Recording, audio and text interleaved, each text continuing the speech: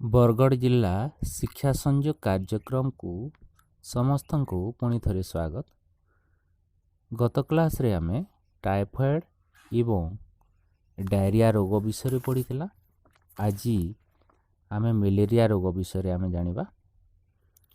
Malaria को कंफ ज्वर बा पाली ज्वर बोली कहा जाए। यार कारण मलेरिया रोग प्रोटोजोआ श्रेणी प्लाज्मोडियम परजीवी द्वारा होता है। यही प्लाज्मोडियम चारि प्रकार प्लाज्मोडियम वायवाक्स, प्लाज्मोडियम माइलेरी, प्लाज्मोडियम ओवेल एवं प्लाज्मोडियम फाल्सीपारम। आम देश में प्लाज्मोडियम वायवाक्स और प्लाज्मोडियम फाल्सीपारम द्वारा मलेरिया रोग व्यापित है। यही परजीवी मानकर जीवन चक्र दुईटी प्राणी शरीर में संपन्न होता है। जीवन चक्र गोटे अंश मनुष्य शरीर में, अन्य अंशटी माई आनोफिलिस मशा द्वारा संपन्न होता है। यदि कौनसी परजीवी पीड़ित मशा एक सुस्थ लोक को कामुड़े तेबे सुस्थ लोकटी रोगक्रांत हो पड़े। मलेरिया लक्षण विषय आमे जानिबा। ज्वर ही मलेरिया रोगर प्रधान लक्षण। तेबे कंफ आसी देहरे अधिक ज्वर रहिबा, आपे आपे शरीर ज्वर उपशम होई झाल बहिबा, मुंड व्यथा हेबा, देह व्यथा हेबा, बांती झाड़ा और काश आदि लक्षण मान मध्य एही रोगरे देखा जाइଥାଏ। साधारणतः फाल्सीपारम मलेरिया द्वारा आक्रांत रोगी मूर्छा हेबा सह अचेत होई शेष में मृत्यु मुखरे पड़ी था। मलेरिया रोग लगी रहिले रोगीर प्लीहा एवं यकृत बढ़िबा सह रक्तहीनता देखा देता है। रोगीर रक्त परीक्षारू यही रोग को चिन्हित करा जाए। तार चिकित्सा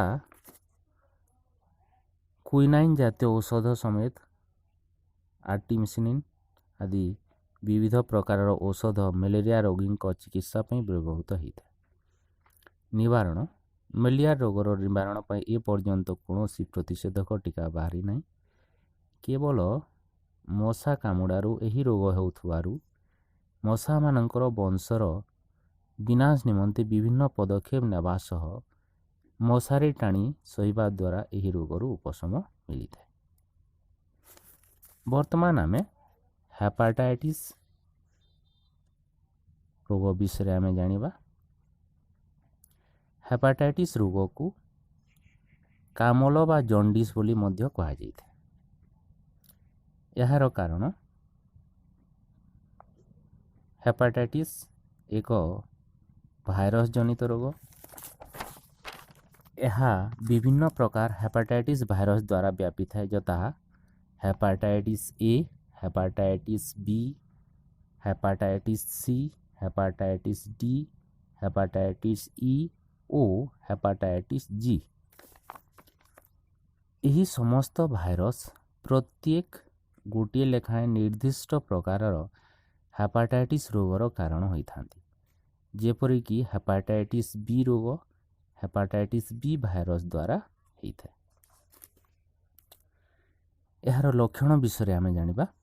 हेपाटाइटिस रोग रे रोगी रक्त रे बिलिरुबिन पित्त रस रे थिबा एक मनकणा बिलिरुबिन रो मात्रा अधिक हेबा जोगु रोगीर आखि, चर्म, नख और जीभ तल आदि हलदिया देखा जाता है।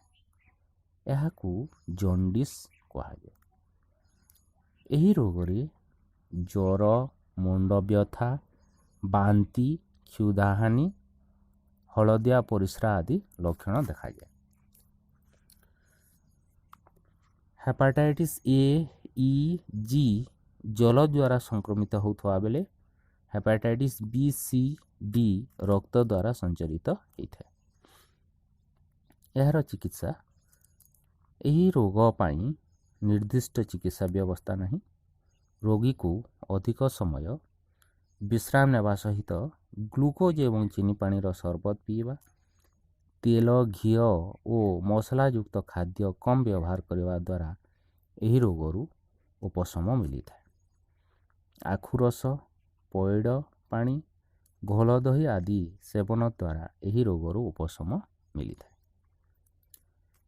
ଏହାର ନିବାରଣ ବ୍ୟବସ୍ଥା ବର୍ତ୍ତମାନ ବିଭିନ୍ନ ହେପାଟାଇଟିସ୍ ରୋଗର ଟୀକା ଉପଲବ୍ଧ ହୋଇଗଲାଣି। ଏଣୁ ଟୀକା ଦ୍ୱାରା ଏବଂ ରୋଗର କାରଣ ଓ ଲକ୍ଷଣକୁ ନିରୀକ୍ଷଣ କରି ରୋଗ ନିବାରଣର ପଦକ୍ଷେପ ମାନ। ଧନ୍ୟବାଦ।